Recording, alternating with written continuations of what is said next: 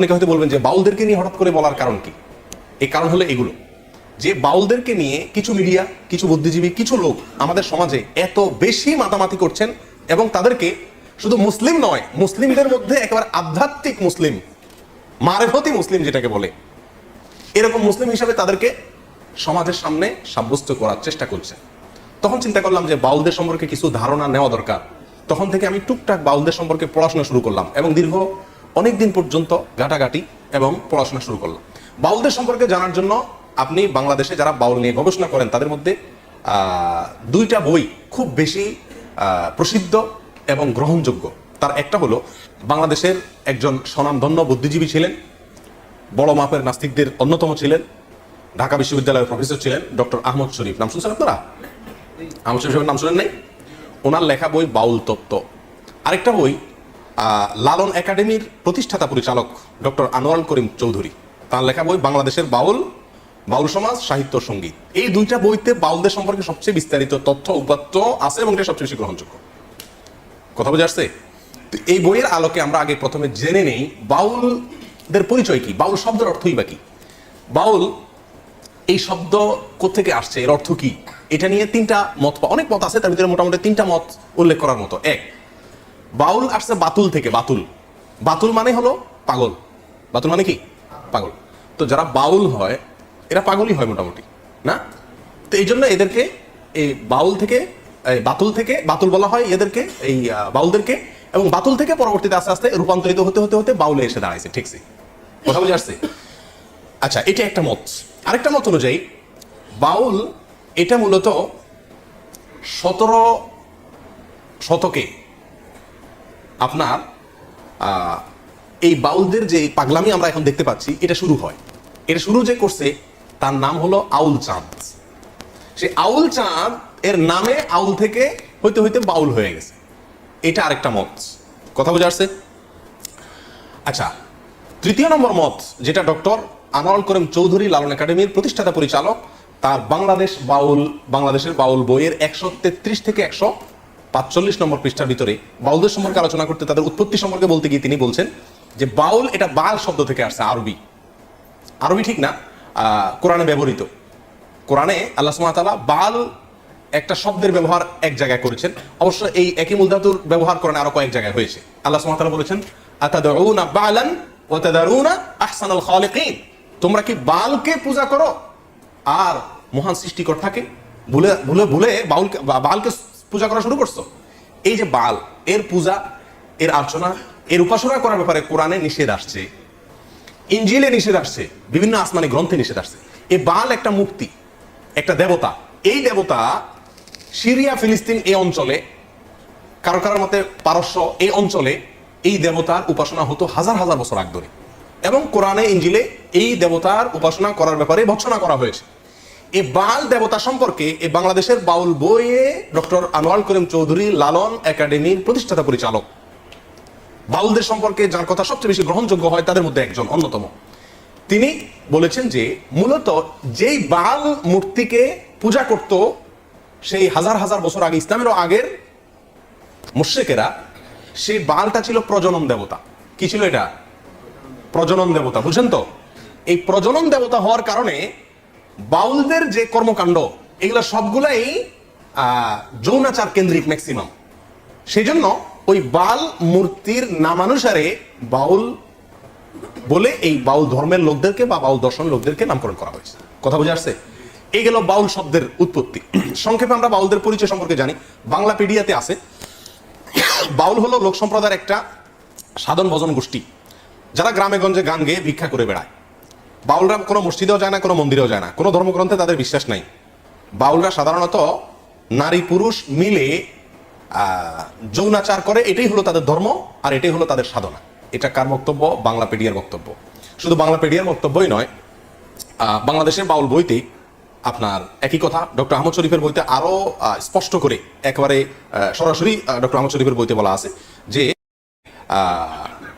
বাউলদের মূলত যে সাধনা, এদের কর্মকাণ্ড, এই সবগুলাই হলো মূলত যৌনাচার। বাস কি সেটা বিস্তারিত আমরা পরে আসছি। প্রতিদিনই ভাইরা, এই বাউলদের সম্পর্কে আমরা এখন জানবো তাদের কিছু বৈশিষ্ট্য, তাদের কিছু কর্মকাণ্ড, শেষে গিয়ে তাদের ধর্ম নিয়ে বিচার আলোচনা করবো ইনশাআল্লাহ বিদিনিল্লাহ।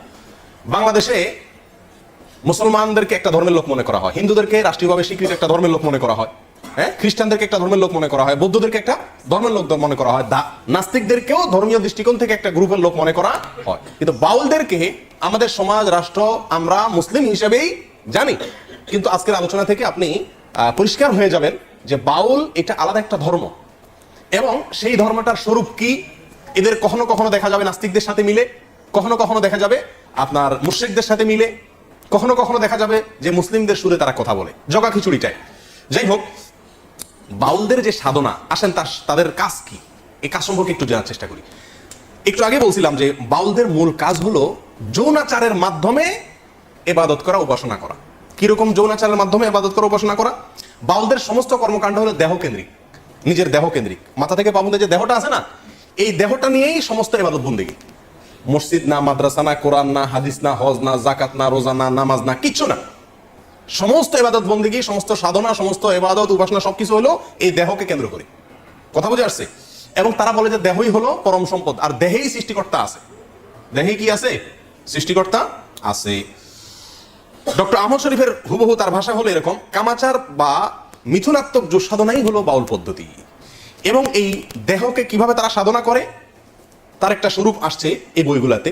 যেমন বাউলরা আপনার তাদের একাধিক সেবা দাসী থাকে, কম বয়সী মেয়ে থাকে, এবং প্রত্যেক বাউলদেরই কমপক্ষে একজন সাধন সঙ্গিনী থাকে, মহিলা, যার সঙ্গে বিয়ে হওয়া জরুরি না, আরেকজনের বউ হতে পারে, আমি বলতেছি না, তাদের বই পুস্তকের কথা। পরকিয়া তাদের ধর্মে বৈধ, গাঁজা পান করা তাদের সাধনায় বৈধ। তো এই বাউলরা তাদের সাধনার পদ্ধতি হলো একজন ব্যক্তি পুরুষের সাধনা করে, তার জন্য একটা মহিলা লাগে, এবং তারা মনে করে এই সাধনাটা কখন হয়? যখন এই পুরুষ এবং মহিলা ব্যভিচারে লিপ্ত হয় এবং তাদের অর্গাজম হয়, ঠিক ওই সময় নাকি সৃষ্টিকর্তা হাজির হয়ে যায়। বুঝে আসছে কথা? বাস, যত বেশি এটা করতে পারবে তত বেশি সে কি পারবে, সে সাধনা করতে করতে একেবারে সফল হয়ে যাবে। সিদ্ধ পুরুষ বলে তারা, সফল পুরুষ হয়ে যেতে পারবে যত বেশি সে এই যৌনাচার করতে পারবে এবং দেহ নিয়ে তথাকথিত সাধনা করতে পারবে। বাউলদের অনেক গান আছে যে গানের অর্থ আমরা জানি না। এদের একটা রহস্যের বিষয় হলো এরা বলে একটা, উদ্দেশ্য না আরেকটা। আরবিতে এটাকে ইস্তেআরা বলে। বুঝে আসছে কথা? শব্দ বলে একটা, উদ্দেশ্য আরেকটা, খুব কৌশলে। সাধারণ পাবলিক বুঝতে পারে না। অনেক গান আছে আমরা এটাকে আধ্যাত্মিক মনে করি, অনেকে খুব গায়, টেলিভিশনে প্রচার হয়, আমরাও খুব গাই অনেকে, কিন্তু জানি না এই গানের অর্থ কি। তার ভিতরে এক দুটো আপনাদের দেখাচ্ছি। বাড়ির পাশে আরশি নগর, সেটা এক পড়শি বসত করে, আমি একদিনও না দেখিলাম তারে। এই গান শুনছেন আপনারা? এই গান সম্পর্কে বাংলাদেশের বাউল বইতে আমার কথা হলে বলতেন যে আপনি মৌলবী মানুষ, আপনি তাদের বিরুদ্ধে বলবেন। আমার কথা না, বাংলাদেশের কোনো মৌলবীর কথা না, বাউলদের মানে পৃষ্ঠপোষক বলা যেতে পারে লালন একাডেমির পরিচালক ডক্টর চৌধুরী তার বাংলাদেশের বাউল বইতে বলতেছেন যে এই গানটাকে আমাদের দেশে মানুষ অনেক উচ্চ মার্গের আধ্যাত্মিক গান মনে করলেও এই গানে যা বলা আছে সেটা নিছক যৌনতার বিভিন্ন কথাকে ইশারা ইঙ্গিতে বোঝানো হয়েছে। কথা আমার না, কথা ডক্টর চৌধুরীর। এবং 368 থেকে 369 নম্বর পৃষ্ঠায় এই গানের বিশ্লেষণ সেই বইতে আছে, কেউ দেখে নিতে পারে। আচ্ছা, লালনের আরো বহু গান আছে, মানে আমি প্রায় সবগুলো কবিতা পড়ার চেষ্টা করছি আজ অনেক দিন থেকে, প্রায় 1.5 বছর থেকে চেষ্টা করতেছি নিয়ে পড়াশোনা করতে। তো যতগুলো গান আমার চোখে পড়ছে, যতগুলো কবিতা চোখে পড়ছে, তার বেশিরভাগ কবিতা সার মর্ম হলো যৌনতা, কিভাবে যৌনতা করবে, কিভাবে সাধন করবে, এগুলা পদ্ধতি বাস। আরেকটা কবিতা শুনেন, আমি কি সন্ধানে যাই সেখানে, মনের মানুষ যেখানে, আধার ঘরে জ্বলছে বাতি দিবারাতি নাই সেখানে, যেতে পথে কাম নদীতে। যারা বাংলা বুঝেন তাদেরকে ব্যাখ্যা করার দরকার নাই, কাম শব্দের অর্থ জানেন আপনারা শুদ্ধ বাংলায়? যেতে পথে কাম নদীতে, পাড়ি দিতে ত্রিবেণী, কত ধনের ধারা যাচ্ছে মারা, পৈড়ে নদীর তোর তুফানে, রসিক যারা চতুর তারাই নদীর ধারা চিনে, উজান্তরি যাচ্ছে বে তারাই স্বরূপ সাধন জানে। মনে হয় যে নদীর ঢেউটা বলা আছে, জি না।